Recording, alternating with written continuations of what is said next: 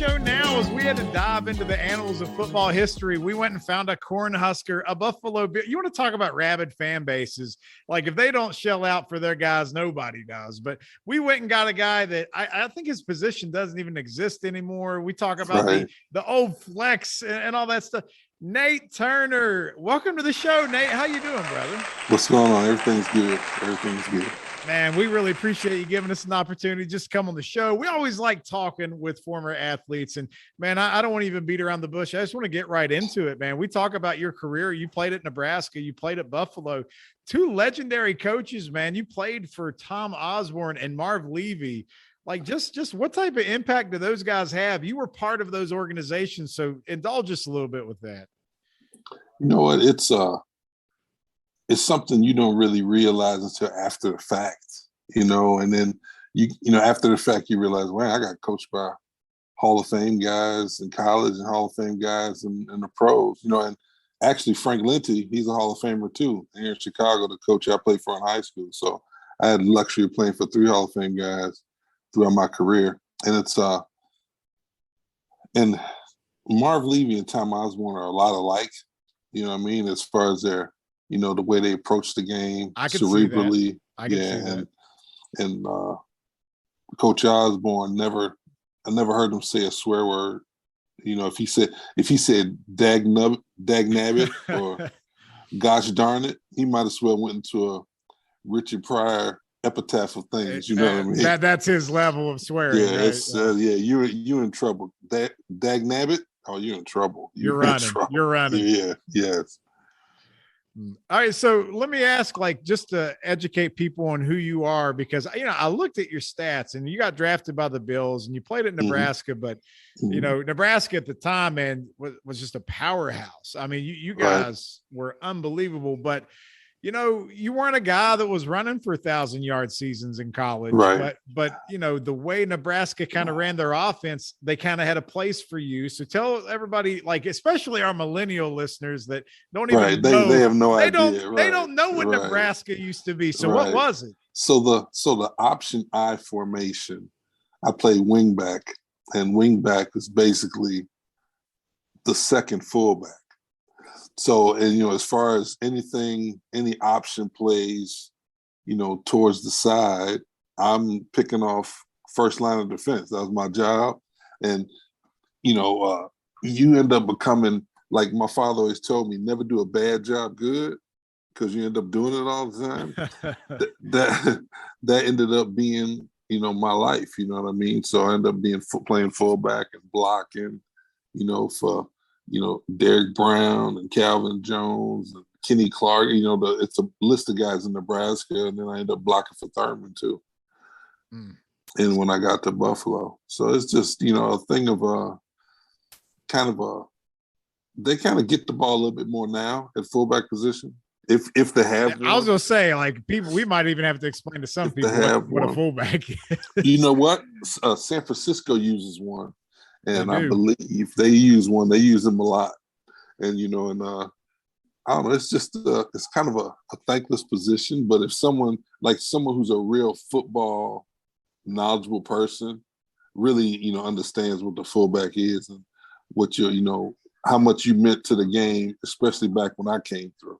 Oh, yeah. I remember a little bit after your time, you go to the NFL and you got a guy like Lorenzo Neal that bounced around a few times, but everybody he blocked for became 1,000-yard rusher. I mean, exactly. It's just kind of a lost aspect of the game. So all that being said, you being not the first, but the second fullback, a different position then, what was your playing weight back then? How big a guy were you to take on those hits and those blocks? You know what? When I was in college, I weighed 230. When the draft was approaching, I was asked to bulk up, try to get to around 250. So at the combine, I weighed 248 at the combine, and I ran a 4.48 at 248. So basically, and I did well, as far as all the drills are concerned. So hence getting drafted, where I got drafted. So it ended up making you a little bit more versatile when you got to the NFL, because you were able to do a little bit on special teams. Primarily there, how did you line up? Was it just kickoffs? Was it punts? Listen, kickoff, punt return. That you had to do that during the season to keep your job. You know what I mean? You had to do that to keep your job because other than that, there's no real place, for a fullback in Jim Kelly's K-gun offense. You know what I mean? Except for short yardage goal line, which was kind of my thing. And then the main thing I think I did was keep Thurman healthy.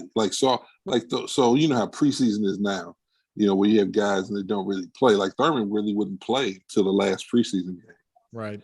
So when I got there, I had played, I was fast enough to play tailback. So they played me not at fullback, but at tailback all through the preseason. And I led the team in rushing 3 preseasons in a row. I mean, that was your chance to shine, man. You had to show up. That was it. You know what I mean? So it was awesome. You know what I mean? It was awesome time. And then, being, lucky and blessed enough to play with great coaches and to play with great players. You know what I mean? At one point in time, I looked around the huddle, and it was kind of like a aha moment. You got Jim Kelly and Thurman and Andre Reed, Hall of Famers, right? Kent Hall, right. James Lofton. Come on, man. You know what I mean? And that's just something. What in Buffalo is rabid. The fans are rabid, just like Nebraska. So I kind of went to Nebraska in the pros because there's nothing else there. You know what I mean? In Nebraska, there are no professional teams. So we were the professional team. And in Buffalo, there are no other teams. So you're the team. We got the Sabres, you know what I mean? But that's a different deal. There's no baseball. There's no basketball. Right. So, you can always have the opportunity to go, everybody, all those crazy fans in Buffalo know everybody on the roster from the top guy to the last guy. So it wasn't like, you would, fall to the wayside as far as fans go because they know who you are. Yeah, you probably can't go anywhere in town, right? They're going to pick you out. They know exactly who you are. And I came along, right at the embryonic stages of that, the Bills Mafia, and that is just the most unbelievable thing. I went back to a game and I'm not really a drinker, you know what I mean? I went back to a game and I was walking through and ran into some Mafia people. I didn't even make it to the game. They just party. They got you in the parking lot. They park in the parking lot, and then those guys jumping off of trucks and jumping through tables and lighting themselves on fire. I mean, so did you power bomb anybody through a table, or did you? No. You just watched. No. Okay. Yeah, I just kind of watched. At least, hopefully, there's no videotape. But we won't look for it. So that leads me to a question. Playing for Nebraska at such a passionate fan base. Maybe you've gotten a chance to get back there. Sometime. Right. In the recent Definitely, memory here. Yeah. So is that what Buffalo is now? Is it more like a college atmosphere compared to anywhere else in the NFL? Definitely. Just because of the fan base and because of the small market, you know what I mean? And just in the ownership, the Pagulas are awesome. You know what I mean? They took over for, when Ralph Wilson passed, they bought the team and they're awesome people and they've taken care of, the alumni the way they should. So what's all this static about the stadium and maybe Buffalo can end up moving and stuff like that? Like that would be like the Packers moving to me. Like that's just a legacy team that needs to not move. You know what? They have to threaten that, you know what I mean, to get what they want. It's political. So, they have to say, it's like someone said, we're going to go on strike. And then they never go on strike, you know what I mean? So it's something that they have to throw on the table just to level the playing field. But, I think they're going to give them what they want. They probably give them a new stadium and a bunch of stuff. But Orchard Park, New York is awesome. Big Tree Inn is a place right there next to got the best chicken wings on earth. Real live buffalo wings. So what's the name of it? Big Tree. Big Tree? Big Tree, yeah. It's right there, right outside the stadium. Okay. We got a couple of different Bills people have come on the show before, and I feel like we get a different answer every time about about the wings up there. So I'll have to put that one in the roulette here. We'll see which one's the right one. But all right, so let me ask, just as far as following the game today specifically, let's just keep it with the NFL. Do you still keep up with the Bills pretty much? Are you watching on a regular basis? 100%. I watch them every week. Once a Bill, always a Bill, right? That Mafia is, you know, Mm-hmm. you try to get out, but you can't, right? You're just stuck in the Mafia. You don't even try to get out. The thing is that it's just such a passionate thing, and you know, you feel it. And you know, when Coach Marv was there, you know, and I talk to Coach Marv every now and again. He's here in Chicago, so okay, you know, it's an awesome thing. Buffalo's an awesome place. The best quote from a coach ever is a Marv Levy quote. One of my favorite things to say, because everyone's an armchair quarterback. Everybody's a Monday morning quarterback. They're always analyzing everything. And Marv Levy one time said that the day you start listening to the fans is the day you'll be sitting next to the fans. And facts. I'm like, he's absolutely right, man, because everybody gets so bent out of shape. And when things aren't going well, that's usually how fans are. But things are going really well for Buffalo right now. I mean, what's the key here? What has changed? This is a team not too long ago that was just kind of middle of the road. And, you know, they ended the playoff drought, and that was a huge deal. And they went to Jacksonville. But now, like, they're a perennial favorite all of a sudden. I think it's the family aspect of it all. Because we had the same thing, you know what I mean? The family aspect of the team, and the guys are really tight and close knit. And it's and when that happens, you know, it's a different brotherhood. You know, it's not as much work as in other places, if that makes sense to you. You know what I mean? A lot of times it turns into work. You know, and you can tell, you know which teams I'm talking about. Sometimes it's work, man. And you go and you punch the clock and you get out, trying to get out of there. Right. You know, in Buffalo back when I played, it was, I mean, we enjoyed each other, man. You know what I mean? Even though we hate each other sometimes with the bickering Bills. If you don't know if you remember that. I know what you're talking about. But it's a love-hate thing, and it's more love. Yeah. I mean, you know, you're going to have a little bit of that. You're going to war with each other, you know, practice gets chippy, all that kind of stuff. I get it, right. But I know what you're saying too. Don't treat it like a job. Don't treat it like the person working the 9 to 5, you know, at the accountant's office. You know, that's no fun. But that happens. You see it. You can see it in people's faces. So you got a prediction on the year? Like, are the Bills legitimate Super Bowl contenders? Are they just going to be AFC Championship? Like, what do you think? You know what, man? Kansas City is not really playing like they usually do. So I believe we got a shot. Is that a blip, or are they going to come back around, or is that defense in KC just too damaged? I think the defense is too damaged. I think we'll eat them up. It's like we ate them up, you know, was it last week? Yeah, it's tough. It's hard to make a prediction, you know what I mean? Because you never know injuries. But hopefully we make it back to the AFC Championship, and then hopefully we go ahead and make it to the Super Bowl. It's been a long time. No, we know a lot can happen. That's for sure. So I do have a couple of people that ask me, if the Bills do win the Super Bowl, are you going to go to Disneyland with them, though? They want to know. No, I'm not going to Disneyland, but I definitely go to Buffalo. Hey, you know what? Because I guarantee Buffalo will be more fun than Disneyland. Even in the snow. You probably can't do the things they do in Buffalo or Disneyland, if I had to guess. No. We had at one point in time, it was snowing so much, and we had to go to practice. So Kent Hall and Parker, they had like snowmobiles, and they come pick you up at your house. They'll pick you up at your house in the snowmobile, hop on back snowmobile, go to the stadium. Now, I had somebody tell me that in Buffalo, they don't have driveways at most of the houses because the weather's so bad. They just have gravel. Is that true? That's true. That's crazy. I guess the concrete wouldn't freeze or something. I don't know. Right. Or the concrete gets slick. You can only get traction in gravel. All right. So one more thing on Buffalo, just before we move on. What do you miss most about Buffalo? I know you said you got a chance to go back a couple of times. You still talk to Marv Levy every now and then, but like, what do you miss most about Buffalo? You know what? You miss the game. You know, you miss the practices. You miss the stuff that people don't see more than, you know, you miss practice was awesome. You know, I got to see Bruce Smith and Darryl Talley up close and personal. Cornelius Bennett, you know, every day, you know what I mean? And as a young kid coming in, I was blessed to be in that situation. So I'm going to hit on some guys you played with here in a second, but I want to swing back to Nebraska because I did have some people kind of go out of their way, and they wanted to know if you still are following Nebraska pretty close. 100%. What are your thoughts on Scott Frost, man? How's he doing? Is it just going to take some You know time, or is he in trouble? They're recruiting my youngest boy right now.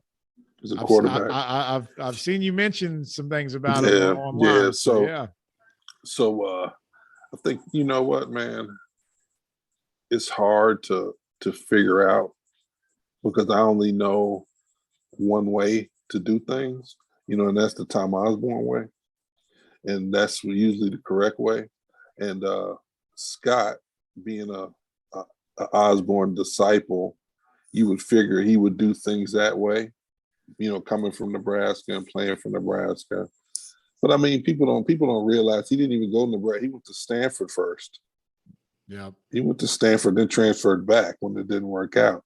So a lot of people don't realize that. It's a bunch of stuff people don't realize, and it's I don't know if you've seen the Lawrence Phillips documentary. I have. I know. Yeah, Lawrence Phillips is an interesting story.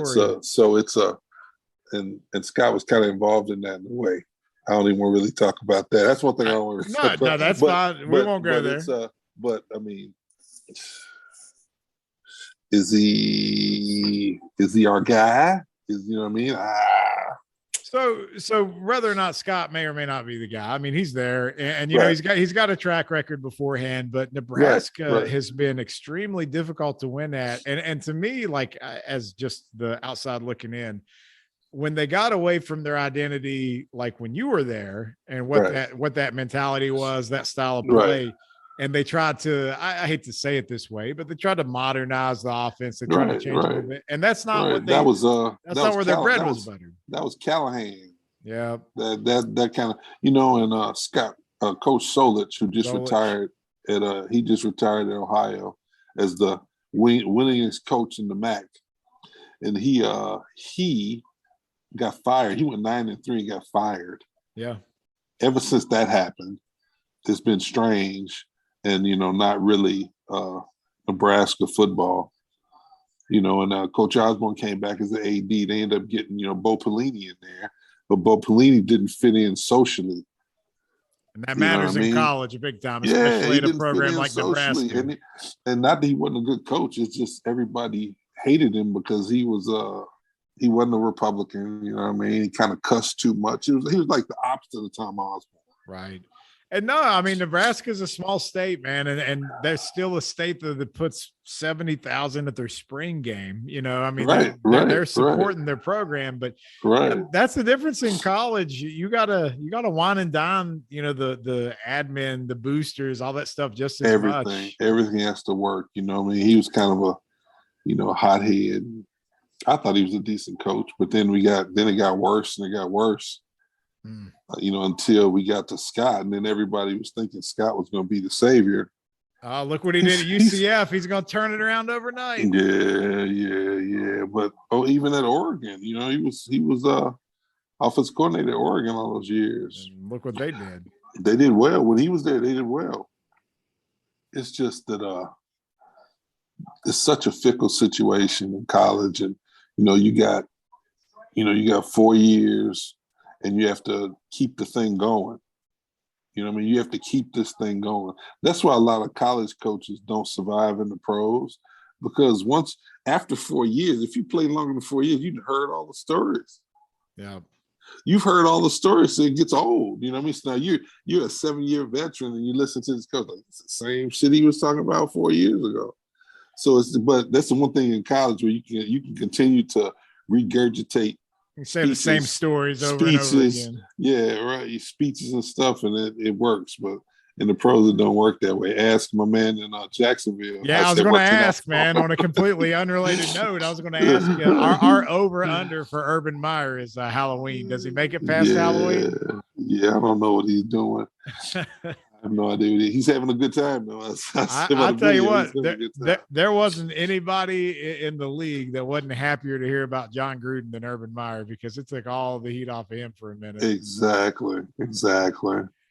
And real quick, man, let me touch on that. Like, you hear stuff like that come out about Gruden and all the stuff that's going on with the Raiders, man. Like, I don't even want to get into like the validity of what he did was wrong. It is. But my thing is, do you feel like the NFL is holding the cards too close to the chest? Is there more to this story about Washington and other things?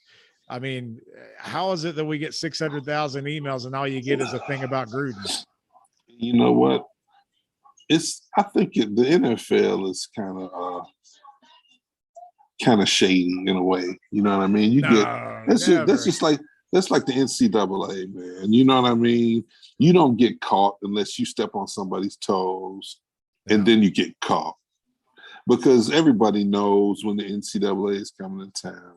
Everybody knows everybody knows. It's not like it's a secret. So if you don't know and you get caught doing something, that's because somebody wanted you to get caught. Because you stepped on something. It's like, was it Urban Meyer that got in trouble too? Well, Urban Meyer got in trouble. Well, I don't know. I felt like he did at Florida, and then I don't know. I feel like every time he was about to get in trouble with the NCAA, he had a medical condition, and then he went to a different team a couple of years later. So right. That's how you do it. You got to know how to play the game. But he stepped on toes. You know what I mean? He stepped on toes, just like Barry Switzer. Barry Switzer stepped on toes. Yeah. So therefore you get snagged. You get snagged with different stuff. It's not like stuff that didn't go on everywhere. Now, I think people have to remember that Roger Goodell works for the owners and nobody else, and they pay him $45 million a year to do a lot of damage control. So I don't think they want a Donald Sterling case on their hand like the Clippers had there a few years ago. So they're right, exactly. It's not the time. It's not the time to say anything racial. It's not the time to say anything against homosexuality. It's not the time. You'll get eaten alive. Yeah, and this is an email from 11 years ago. I know. Well, he doubled down with some ones from 2018 too, I guess. Yeah. Those were even worse. Yeah. But I guess they were sending topless cheerleader pictures to him too. So I heard that today, and I'm like, well, is that Bruce Allen sending those? Like, I just want to know, how have we not heard anything about Dan Snyder yet? That's driving me crazy. Yeah. Right. Well, that's ownership. Ownership's different than coaches. Oh, I know. Ownership's different. Ownership, they run the show. They don't like Gruden anyway. Nobody's getting caught. Yeah, he talks too much. He talks, and he's kind of cocky. You know what I mean? And his brother was coaching there while this was going on, so that's probably easy target for him. Who knows what he was saying to them the whole time? But anyway, we could go on and on about this. I don't want to keep you all night. I do have a couple more questions for you. So when we talk about just playing, you can go back to your college days. You can go to the NFL. Just the best athlete you ever played with, like just somebody, whether practice or in the game. May not have been Steve Tasker. Man, people do not remember that guy. Hands down. I've seen Steve Tasker. So Chris Moore was our punter. I've seen Steve Tasker at least over the years I was there, at least 3 or 4 times, take the ball off his foot. Wow. Like, not block the punt. Just take the ball off of his foot. I mean, Steve Tasker is a guy that I know he made multiple Pro Bowls, but he just played special teams. But he was so. But he's the reason they have the special team spot on the Pro Bowl, because he was always making plays. Because he deserved to be there. Yeah, he was a guy that was all you know hustle. What? Yeah, man. I played with a bunch of great guys. Steve is definitely top 3. Top 3. I'll take it. Who's the guy that probably you had the biggest collision with? Anybody that just really knocked you on your butt or got you knocked silly anytime, just you being in that fullback or tight end mode? Anything like that ever happened? Daryl Talley. All day. And I wish he'd get in the Hall of Fame too. Daryl Talley was awesome. Spider-Man. Why isn't he? Why isn't he in the Hall of Fame? You know what, man? I guess it just didn't, he was our spiritual leader. too. You know what I mean? It wasn't Bruce wasn't our spiritual leader. It was Daryl all those years. You know what I mean? And he's just that guy that leads the team and really didn't get a lot of credit. I mean, all the guys who play with him, he's the man. Who runs the show? Daryl runs the show. Bruce might be the most talented dude on earth. And, and probably is. But Daryl Talley, I go to war with Daryl Talley any day. Mm. Well, I guess you had to in practice. You had to learn to absorb him hits, right? 100%. Right. 100%. All right. So what have you been up to after football, man? You're back in Chicago. You mentioned your son. What is he, a junior or a senior? He's a senior. He's a senior at Phillips Academy. So why didn't he play fullback? What happened there? Because hopefully, we continue to grow as football players in my family. So football being a Cro-Magnon position, we wanted to evolve. We wanted to evolve the Turner name. So both my boys are quarterbacks. My oldest and my youngest. Okay, how old's the youngest? He's 18. Okay, so is he the senior? The youngest is the senior. Yeah, okay, yeah. Got you. So is your oldest playing college ball, or is he done? No, my oldest is done. He was at what's the name of that school he was at? Culver Stockton. He played at Culver Stockton and in Missouri. And then so now he's just relaxing and trying to get education and live another dream now. There you go. Ain't nothing wrong with that, man. Football don't last forever, man. No, it doesn't. It doesn't. All right, man. So he's how involved are you in his recruiting process? Like when they're I don't know how it works now with COVID. 5,000%. All right. So I'll tell you, everything comes through me. So it's he's got some pretty good stuff on the table. You know what I mean? And I think he'll be fine. Has he taken any visits yet, or is he just waiting for a certain time? No, we did the Nebraska visit right off the top just because he's been there and his godparents live there. But other than that, we're going to wait till, everything's been weird because of COVID. Yeah, that's what I was asking. So after this year, so after the season, probably be the major move around time for us. All right, man. Well, hey, best of luck. Hopefully, get somewhere where at least they're going to cultivate that young man and let him turn into be a great football player. But I'm sure if not, Dad's going to be right there to crack some heads if he's got to be. Right. Exactly. Man.